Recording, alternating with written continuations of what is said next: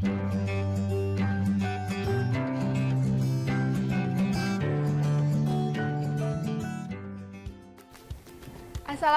warahmatullahi wabarakatuh. Perkenalkan, nama saya Agi Khairunisa. Pada kesempatan kali ini kita akan bersama-sama belajar untuk pelajaran bahasa Indonesia pada sekolah dasar atau sederajat. Nah, untuk kali ini kita akan belajar pada modul tema pertama, yaitu tentang indahnya kebersamaan. Nah, pada modul ini kita belajar mengenai keragaman budaya negeriku. Nah, pada bahasan kali ini kita membahas tentang gagasan pokok dan juga gagasan pendukung dalam sebuah teks. Gagasan pokok merupakan ide utama yang dibahas dalam suatu bacaan. Dan gagasan pokok ini biasanya terdapat di dalam kalimat utama. Dan sedangkan gagasan pendukung adalah uraian atau tambahan yang bisa menjelaskan gagasan utama tadi. Nah, adapun cara atau langkah-langkah untuk menentukan ide pokok pada setiap paragraf, yang pertama adalah membaca paragraf dengan cermat, dan yang kedua adalah cermati kalimat pertama sampai akhir dan carilah gagasan utama atau gagasan pokok yang ada pada paragraf tersebut. Nah, di sini ada salah satu contoh teks. Nah, di sini ada paragraf 1, paragraf 2. Paragraf 1 diawali dengan tari kipas dan diakhiri dengan kerajaan Goa. Nah, dari paragraf 1 ini kita bisa identifikasi bahwa gagasan pokok pada paragraf utama ini terdapat pada kalimat pertama. Nah, yang berbunyi, tari kipas Pakarena merupakan kesenian tari yang berasal dari Goa, Sulawesi Selatan. Kemudian dijelaskan oleh gagasan pendukung yang ada pada kalimat-kalimat selanjutnya, yaitu tarian ini sudah menjadi tradisi di kalangan masyarakat Goa yang merupakan bekas kerajaan Goa. Dan juga pada paragraf-paragraf selanjutnya juga seperti itu. Ada kalimat yang merupakan gagasan pokok dan ada juga kalimat-kalimat yang berfungsi sebagai gagasan pendukung. Nah, selanjutnya memahami informasi dalam teks berdasarkan keterhubungan antar gagasan.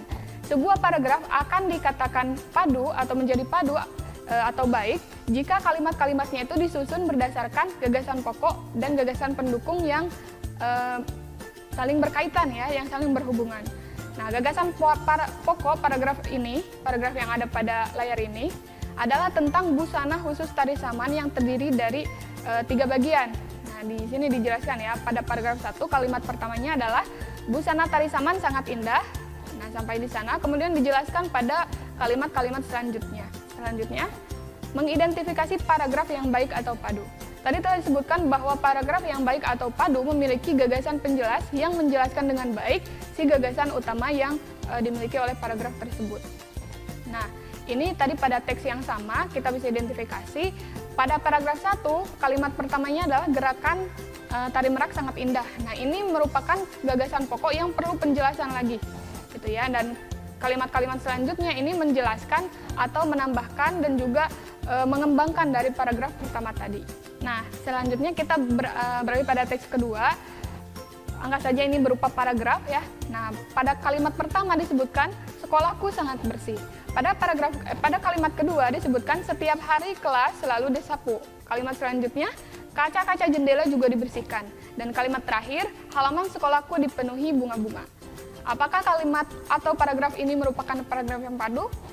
Nah, ternyata ini bukan ya, ini bukan merupakan paragraf yang padu. Karena kita bisa lihat di sini, paragraf ini memiliki kalimat utama pada kalimat pertama ya, atau gagasan pokoknya pada kalimat pertama, yaitu sekolahku sangat bersih.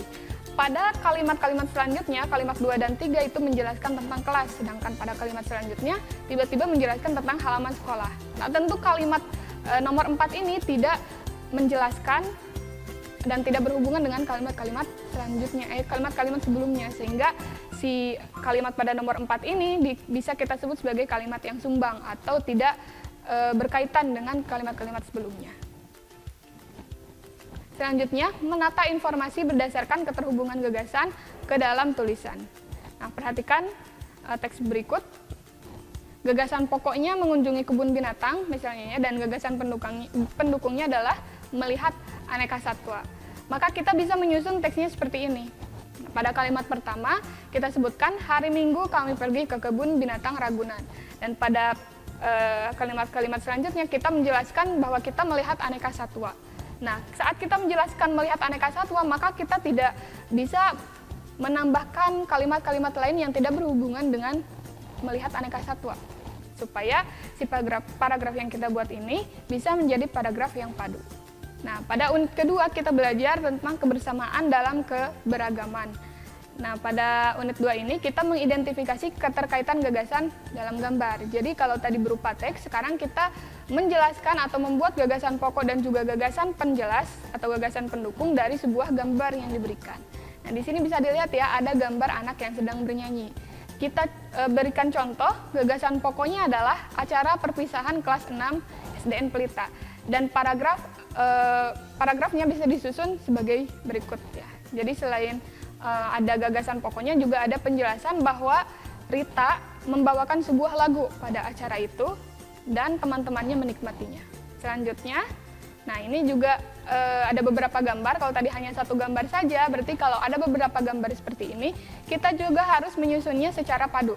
Nah, satu gambar memiliki gagasan satu gagasan pokok, dan juga memiliki beberapa gagasan pendukung atau kalimat pendukungnya.